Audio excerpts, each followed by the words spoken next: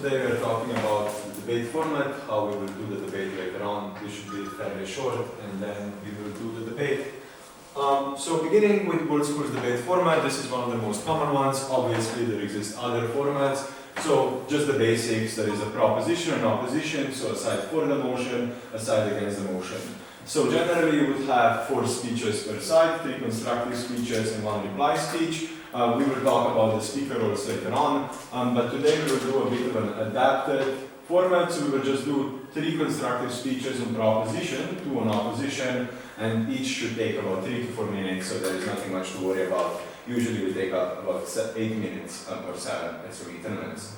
And the last thing, what we encourage here is to set up questions. So, during the debate, outside of protected time, so between the first and last minute of your speech, you have time to put up questions to the opposing team. So ask them anything that is unclear, or if you want to clarify the logic they're using, things like that. So this is something that you're encouraged to use today as well. And this is something that's integral to the format itself. So this is the basics, and now just moving on to the speaker roles, because that's what's the most important, and just ignore the times. So first proposition speech, what you're supposed to do is to set up the debate. So introduce the motion, tell us what the definitions are, so what we were talking about yesterday, then explain what are your arguments of your side, and then present your substantive arguments. So today we expect you only to present one argument, so explain to us one of the reasons why you believe your side of the motion is true, and we will go through argument structure later on. Then you have first opposition, so prop and op. So first opposition, your job is twofold. One, you want to challenge anything that you disagree with in proposition. So this entails negation of their arguments. And secondly, if you think that their definition is not correct one, you also want to challenge that definition. So explain to us why you think their definition is not the right one, and also telling us what kind of definition do you propose, and why is it superior to proposition's definition. The second thing you want to do is you also want to present your own argument, right? So on opposition, you want to present a constructive argument why the motion is not true. So those are the 2 things you have to do on first op. Then on second prop, you want to do 3 things, but 2 of them kind of overlap. So the first thing you want to do, you want to respond to the things that the first opposition speaker was saying, right? So you want to tell us what the things they were saying are not correct. This goes both for the substantive arguments and for the refutation of your arguments. So what you're doing here is you're also telling me the reasons why their attacks on your arguments are not correct, why your arguments are still standing. This can be done by better explaining your previous arguments, or just by refuting the refutation coming from first opposition. And then, again, as any other speech, you are expected to present one argument in favor of the motion. So, this is something, again, another reason why this is true. So second op is very similar to second prop. So what you want to do is you want to respond to the second proposition speaker. You want to tell why their refutation, and you want to tell why their arguments are not true. And then secondly, you also want to present your own argument, right? So what is important about second speeches is that you want to do what we call rebuilding, right? So you want to engage with the responses coming from the opposing team and explain to us why your arguments are still true, why your arguments are still relevant, why is it that we still want to care about your side of the motion. So this is for second speeches. And then for third speeches, which are quite the same on both sides, but we are only going to do the proposition speech because we only have 5 people here. So third speech's role is somewhat of explaining why you're winning the debate, but not argument by argument based, right? But by explaining by big questions in the debate.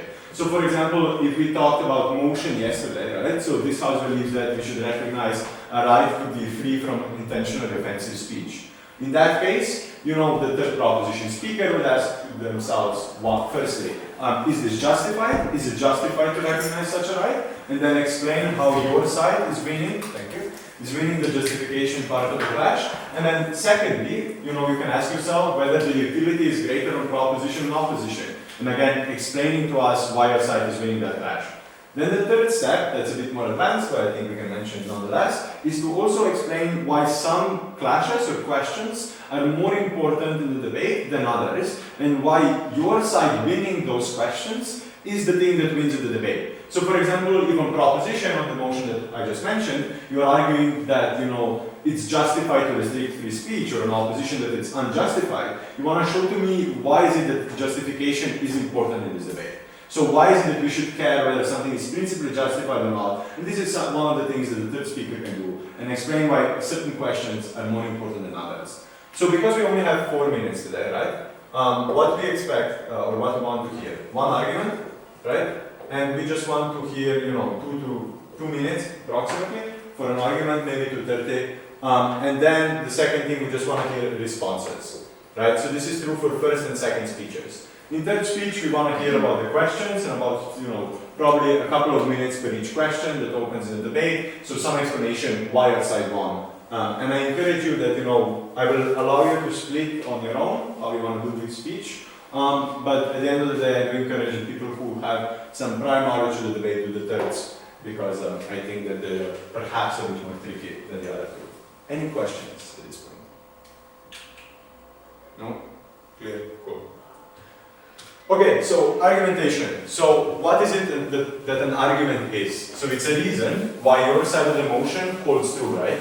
And it has 4 elements that, you know, help us with building a clear structure of arguments. And I think they're applicable beyond debate. I mean, in English you can use a very similar structure. In philosophy, perhaps one thing falls out that I think is fairly obvious. But generally, the structure is first statement, right? So you want to explain to us what the premise of your argument is. So what is it that you're proving with your argument? For example, telling us that, you know, by recognizing a right to be free from intentionally offensive speech, we are increasing the overall utility in society. Or we are helping minorities to better express their opinions. Things like that. So this is a statement. Just one sentence explaining what your argument is about. If you want to be a bit more philosophical in the language we use, we can say this is a premise, right? So this is a premise that you're proving. This is what other things in the argument are supposed to support.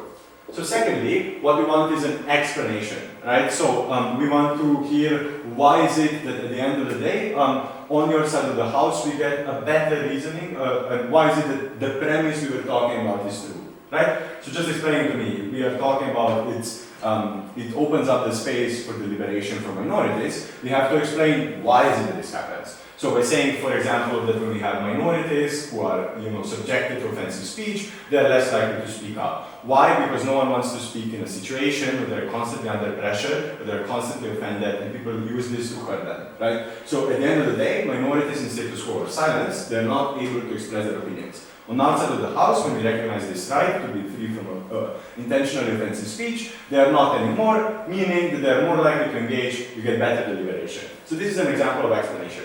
The third thing we want to talk about is illustration, right? So we want to think about how to illustrate what we were talking about abstractly, like on a tangible example. So, you know, what does happen, for example, if someone is intentionally offensive, using like racial stereotypes or things like that, to an individual that, you know, is of a minority social group, right? So for example, what is it if someone uses an N-word for, you know, African American individuals, and how is that harmful to that individual? So trying to, you know, move from abstraction, which is here kind of on the level of explanation, we are trying to be more tangible in the case of illustrations, right? So we are trying to show how our logic works in real life. And then lastly, what we are talking about is link, right? So at the end of an argument, and this is the same in the essays, you want to always explain why your argument is relevant to the title or to the, you know, the general topic of the discussion.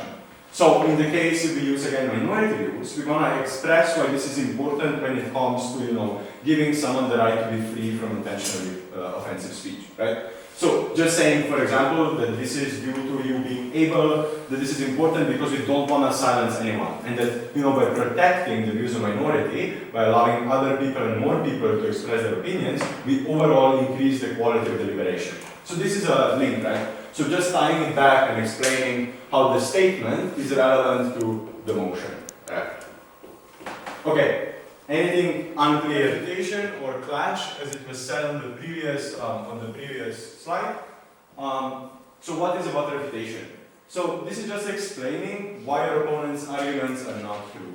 So generally, there are 3 ways of how to approach an argument, right? So if we go to refutation, first thing you can show is that the argument, has little relevance in the debate. So you can say, for example, that minority views are not that important in this debate, so that the minority's ability to express themselves is not as important.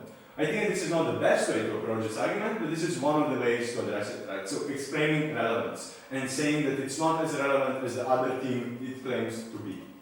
Secondly, it's about disputing the logic. So, we said here that when we protect, people from offensive speech, that it's better overall for minorities because they are better able to engage in deliberation, right? But I think on the other hand, we can make an argument where this is actually worse for minorities, right? We can say that actually minorities benefit more on our side when this speech is not limited. Why? Because in many cases, as we talked yesterday, offensive speech is a product of anger, right? And who are people who are angry? Anyone has any ideas? Those that have been oppressed.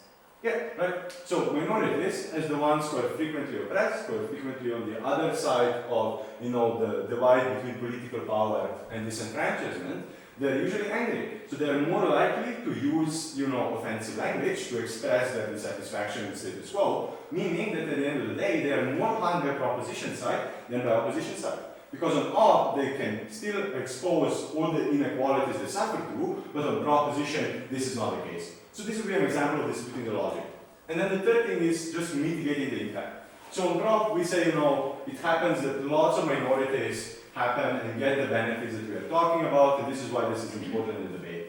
On opposition, you can simply say, look, this is true, but it's true to a way less of an extent than proposition claims. Because many minorities, for example, use offensive language to express their opinions about the status quo or about their oppression, and this is why at the end of the day, most of the benefits that proposition talks about don't accrue. And this is a way of how you can tackle the proposition's arguments. But then the structure that you generally want to follow is just fourfold, and it's actually not as complex as it seems.